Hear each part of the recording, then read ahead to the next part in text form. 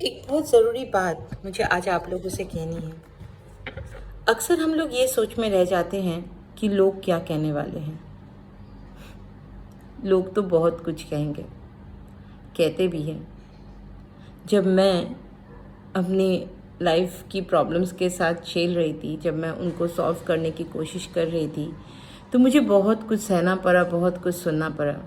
यहाँ तक ये भी सुनना पड़ा कि अपने ज़िद के कारण सब कुछ ख़त्म कर देगी ये लड़की।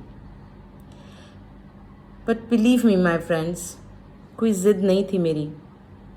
किसी ने ये समझा ही नहीं था कि क्यों मैं ये स्टेप ले रही हूँ, क्यों मैं इस एक रिश्ते से बाहर आने की कोशिश कर रही हूँ।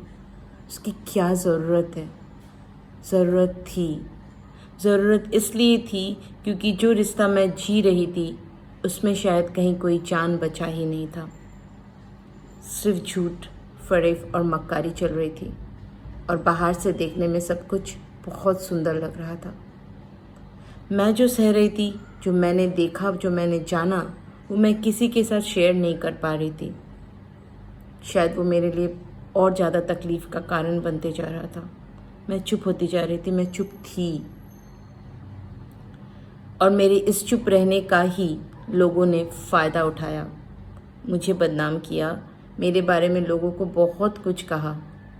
लेकिन जिस दिन मैं जागी और मैंने डिसाइड किया कि नहीं, ये सब कुछ और नहीं चलने दे सकती मैं, मुझे बदलना है और मेरे लाइफ को मैं ही संभाल सकती हूँ, उस दिन के बाद मैंने कभी मुड़ के नहीं देखा।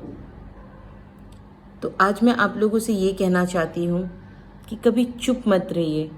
अपने साथ होने वाले हर अन्याय का एक मुंह तो जवाब ज़रूर दीजिए। मैं चुप थी, मैं आपको ये सलाह नहीं दूंगी कि आप भी चुप रहो। सो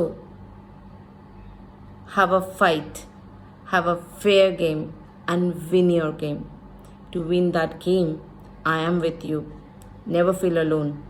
I am there to help you out, always. So, still then, you connect to me, waiting for you.